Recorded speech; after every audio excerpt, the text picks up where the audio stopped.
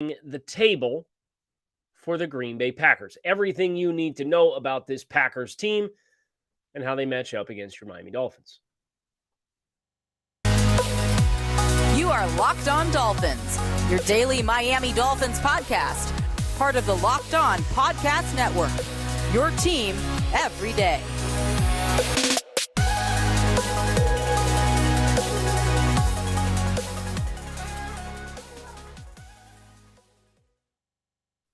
What's going on, Dolphins fans? Kyle Krabs, Locked On Dolphins, your team every day here on the Locked On Network. We do not just say it, we live it. I want to thank you guys for making Locked On Dolphins your first Miami Dolphins listen of the day. Today's episode is brought to you by Ultimate Football GM. Have you ever dreamed of becoming an NFL GM and managing your own football franchise? And this is the game for you. Download the game, visit ultimate-gm.com or look it up in the app stores. Our listeners get a 100% free boost to their franchise when using promo code LOCKEDON, all caps, in the game. If you're unfamiliar with Locked On Dolphins, welcome to the show. I am lifelong Miami Dolphins fan, co-founder of the Draft Network, host on the show, Kyle Krabs.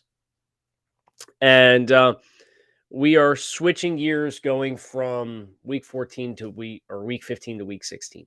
There's not a lot of productive talk to be had about the Dolphins. We obviously had an extra day to process the game against Buffalo and the performance, and Miami having a strong bounce back in a number of different ways and finding some counterpunches to things defenses have been doing to them lately.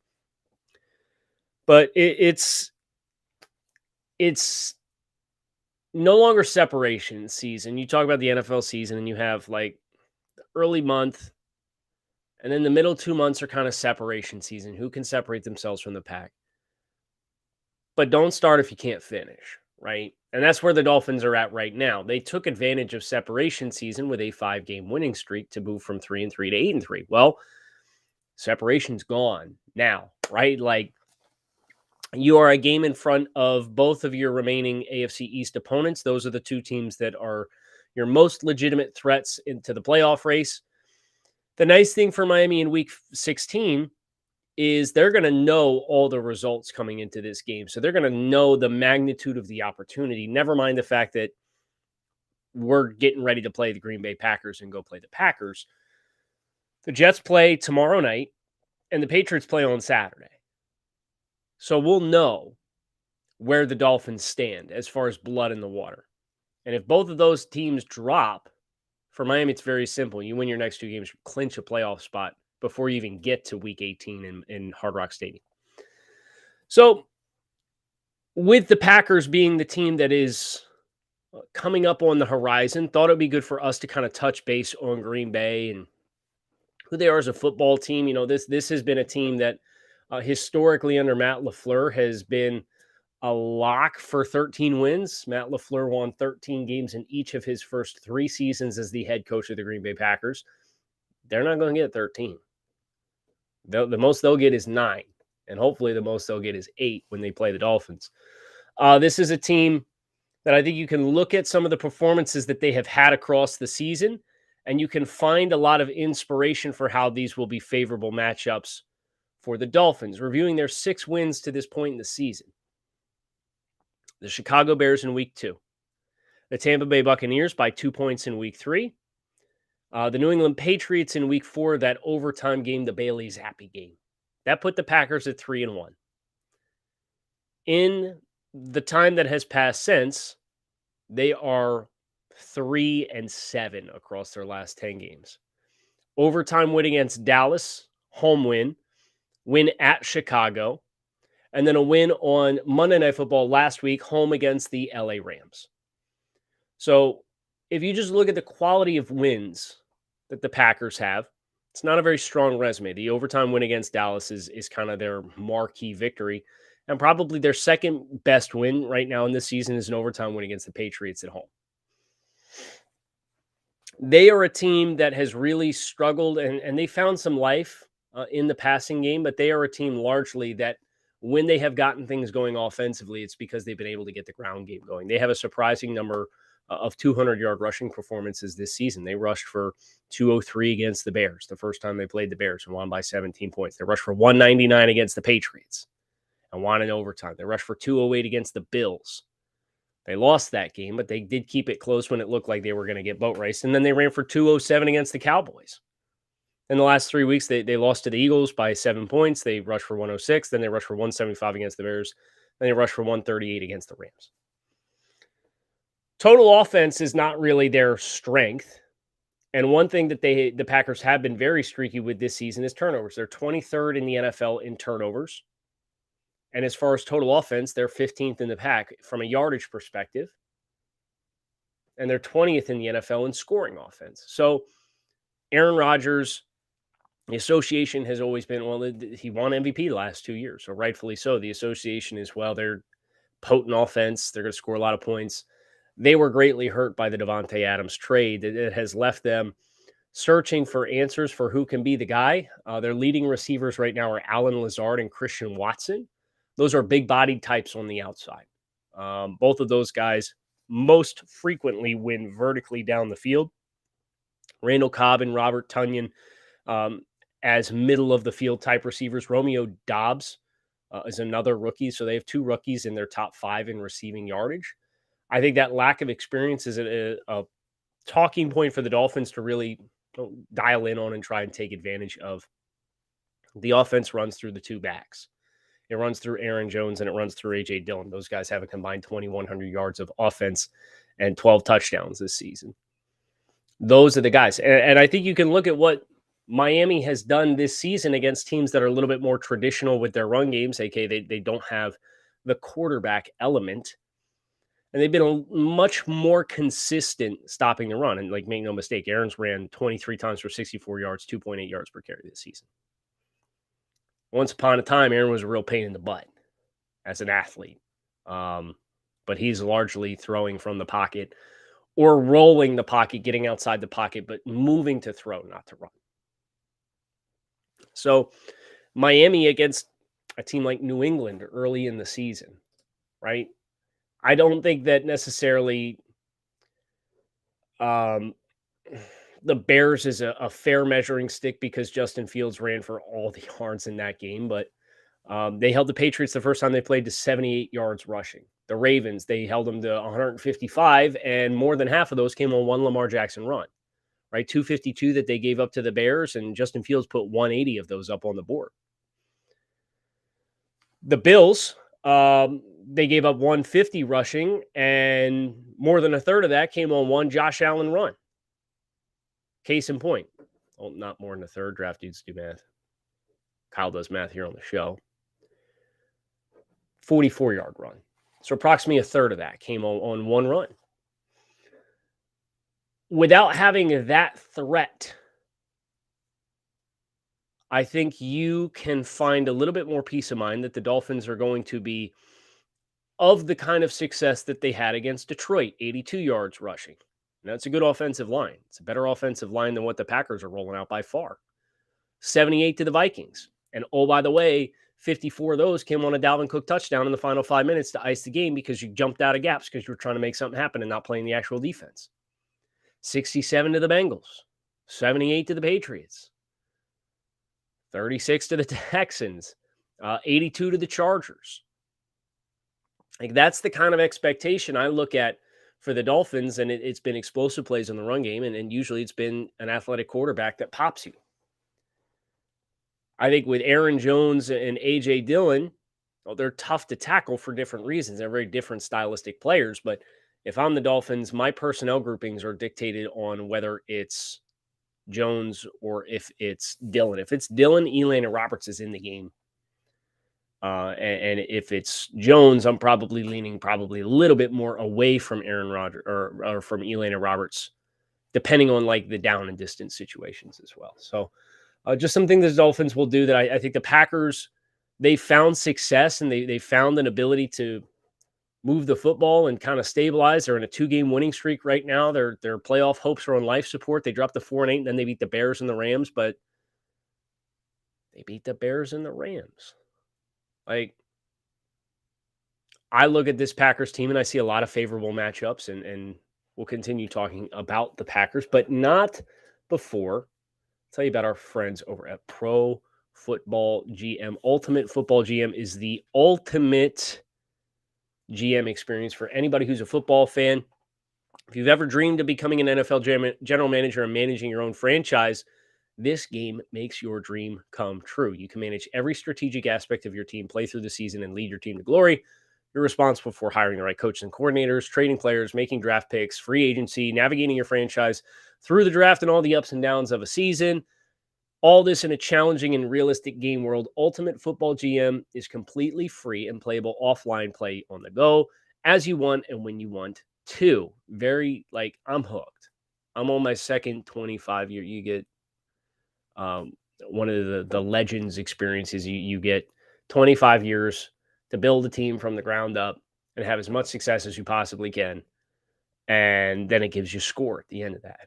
And I'm on second one of those, just to give you some idea. Now, if the Dolphins hadn't been in the midst of a 3-game losing streak, I probably would have been obsessing a little bit more over the Dolphins and not dropping time into the game to distract myself from the 3-game losing streak. So hopefully we can be a little bit more balanced between Dolphins football content and Ultimate Football GM content moving forward. But Locked On Dolphins listeners can get a 100% free boost on their franchise when they use promo code Locked On in the game store. That's Locked On, all caps.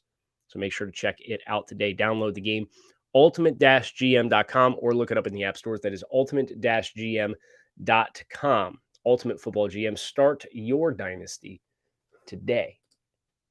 Today's episode is brought to you by Audible.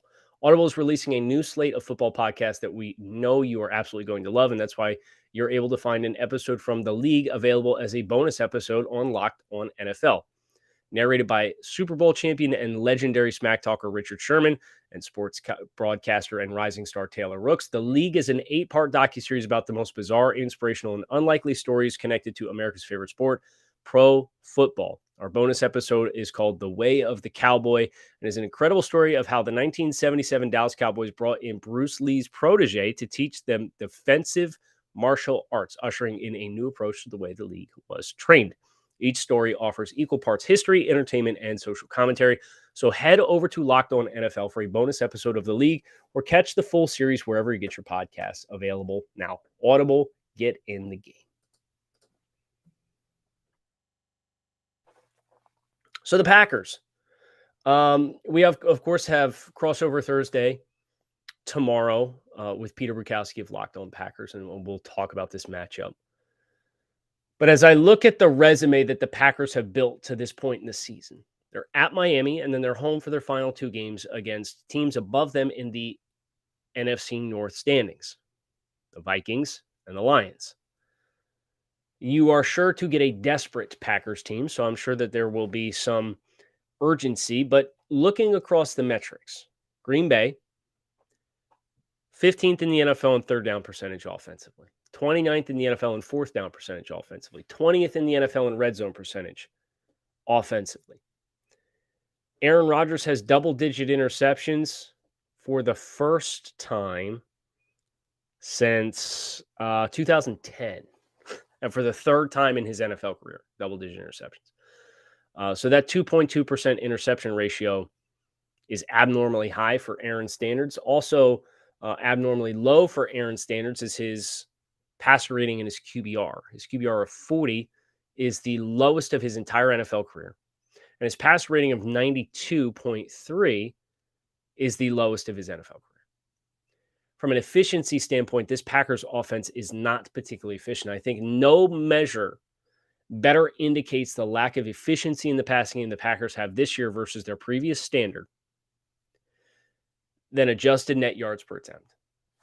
If you're not familiar with adjusted net yards per attempt, it is one of my favorite measures of efficiency in NFL passing games, and it is defined by Pro Football Reference as such. Passing yards minus sack yards, adjusted for passing touchdowns, adjusted for interceptions, divided by passes attempt plus times sack.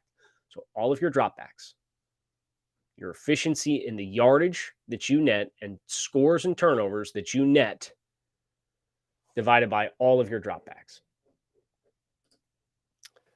The last 2 years, Aaron Rodgers MVP seasons, Aaron posted an 8.89 and an 8.00. This season, that number is 6.03. So it is down 25 for their passing efficiency on a per drop back basis is down 25% from what it was previously. Case in point, Tua Tagovailoa this season, his adjusted net yards per attempt across 375 attempts, not total dropbacks, but attempts, is 8.49.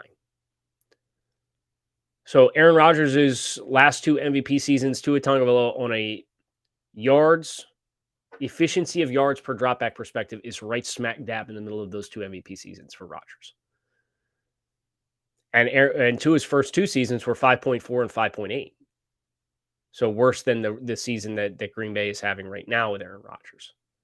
So Tua obviously making a significant jump in productivity, but this episode is not about Tua. This episode is about the Packers. Green Bay, this game, there's a game script which this goes favorably, and there's a game script in which this gets very stressful, in my mind. The stressful game plan is you have a turnover early. The Packers put 10 points on the board in the first 15 minutes, and you have to chase the game. In a perfect world, this is much more of the Dolphins early score. Dolphins get a stop. If you get up 2 scores on the Packers, I think this game becomes very one-dimensional, and it runs the risk of unfolding in the way in which the Buffalo game unfolded when the Bills played the Packers. And I, ironically, was at that game with the Draft Network. So that was in Buffalo. Buffalo scored the first 14 points of the game. Green Bay scores. And then the Bills in the final 2 minutes of the first half put another 10 points on the board between a touchdown and a last-second field goal. They dominated statistically as far as offensive production. Green Bay had no rhythm or flow. And Green Bay eventually picked up in the second half the running game to move the ball because it was a 17-point game. And that was how they got themselves to a pretty impressive yardage on the ground, but it was running clock, and they still only managed to scratch out 10 points. I think that's the biggest thing for Green Bay is the scoring efficiency. I mean, the Packers are down. We mentioned they're 20th in the league in scoring offense. They have 287 points scored this season. It's not a particularly impressive number. Now, they have found it over the last month. They put 31 in overtime against the Cowboys, 17 on the Titans, 33 on the Eagles, 28 on the Bears, 24 on the Rams. They scored 17 against the Bills. They scored 10 against the Jets. They scored 14 against the Bucs. They scored 7 against the Vikings. They scored 9 against the Lions. They've had just as many stinkers offensively as they have had winning performances. This is a defense that is currently very much thriving off turnovers. They have at least 1 turnover in 8 consecutive games. That'll be a big talking point for the Dolphins. Protect the football. Set yourself up for success. But defensively, even amidst this 3-2 stretch, I think that's where I really dial in. And I say, I am even more optimistic now than what we were at the beginning of the season when we did the record prediction. I predicted the Dolphins to win this game. Let's not forget, I believe the Dolphins to finish 11-6 and make the postseason. Still in play. And I'm pretty sure I had them at 8-6 or 9 and either 8-6 or 9-5 to this point in the season. So they are on schedule with preseason expectations. The Packers, defensively, 421 yards allowed against the Dallas Cowboys, 408 yards allowed against the Tennessee Titans, 500 yards allowed against the Philadelphia Eagles, 409 yards allowed against the Chicago Bears. Then they had the bye week. They came out and they played the Rams with Baker Mayfield, who'd been on the team for about 10 days, and it was 156. So credit for holding the Rams to 156 yards, but I've seen what that offensive line looks like. I see what those wide receivers look like without Cooper Kupp. Baker Mayfield's throwing a go shell behind a go shell of an offensive line. Your expectation, if you are the Dolphins, is that you put up 400-plus yards of offense. And they've done that against the Ravens, They did it against the Vikings with a backup quarterback. They did that against the Lions. They did it against the Browns. They did it against the Bills. As we said, the Dolphins' performance against the Bills was the second best offensive performance any team has had against the Bills this season in Buffalo. Keep that energy, right? And now you're back at home. And the Dolphins, of course, this season, one loss at home all year long. It was the Vikings with your third string quarterback. So you feel really good about a lot of layers about this game. You have to go out and execute. I hope that this team, Bradley Chubb. Oh, you know what? I'm going to talk about Bradley Chubb in just a second. This holiday, find what you love at Total Wine and More. With so many great bottles to choose from, it's easy to find a new favorite single barrel bourbon or the perfect gifts for everyone on your list with some help from a friendly guide. And all with the confidence of knowing you found something special for the lowest price. Love what you find only at Total Wine and More. Curbside pickup and delivery available in most areas. Visit TotalWine.com to learn more. Spirits not sold in Virginia and North Carolina. Please drink responsibly. Be 21. Bradley Chubb went on the Voncast. I don't know if you guys have seen this or not. Yesterday, Tuesday. The Voncast is Von Miller's Bleacher Report exclusive podcast. And they talked about a lot. They talked about the game in Buffalo. They talked about the performance of Tua. They talked about Bradley Chubb's experience getting traded to Miami. They talked about Bradley Chubb's experiences in Denver and what he experienced there and what he's trying to bring here. And Brad talked a lot about, they had unfinished business in Denver. They were a part of what was a rebuilding team and then transitioning to a team that's ready to win now. And he said he felt like it was there was a lack of fulfillment from being able to finish in Denver that he doesn't want to have in Miami. And he said this is a really young, hungry team. And it's pretty cool hearing both Brad and Von Miller go back and forth about this Dolphins team. And Von was very complimentary of the talent that the Dolphins have assembled and who the players are and what they're capable of. And these are the opportunities that you as a team, you can either rise up to or you can let be bigger than you.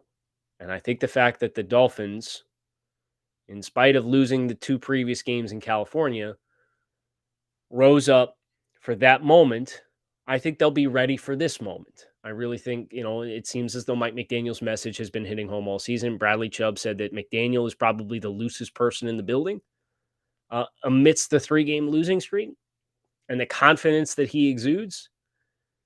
And one thing that I believe about this young Dolphins team, as we've seen them progress throughout the course of the season, they are a very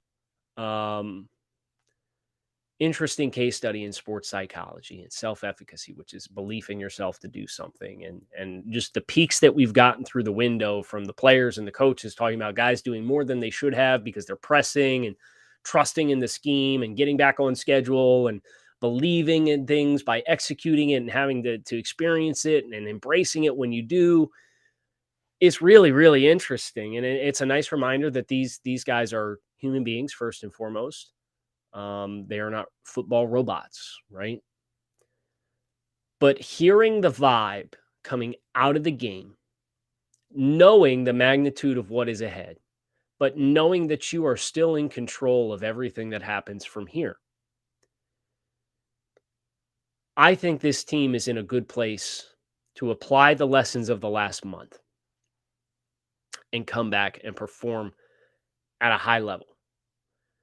And if you look at the talent of the Green Bay Packers and contrast that to the talent of the Miami Dolphins are at home. The Miami Dolphins are more talented across the board. They are statistically a team that matches up well with the Packers. The Packers being a team whose strength offensively right now is rooted directly in contrast to the thing that the Dolphins are the best at. And we've seen several best-on-best matchups this season, including the Browns. Nick Chubb popped one long run, but the Dolphins held the Browns to 112 yards rushing, and the Patriots to 78, and the Bengals to 67, and the Vikings to 78, and the Steelers to 95. Like, the list goes on and on and on. There's all these teams that have the ability to run the ball, and the Dolphins, if you can't threaten them in other ways and have multifaceted layers to it, the Dolphins have shown well in this regard all season long. So I put that all that together, and I still feel good about the preseason prediction that the Dolphins are going to win this game. We'll talk with Peter Bukowski about it tomorrow on Crossover Thursday, so you can look forward to that and learn more about some of the in the weeds with what's happening with the Packers here and now. We'll get you guys ready for game day, Christmas Day. The Dolphins will be playing the Packers early. That game is at 1 o'clock. Thank goodness. Because I was about ready to play the Packers game 5 minutes after the Bills game was over. I really just want to know how this season ends, and I'm very eager to find that out. And we'll find that all together. Make sure you hit subscribe here on the podcast. Keep it locked in right here on Locked On Dolphins. I'm Kyle Krabs. Thanks for checking out the show. Make it a great rest of your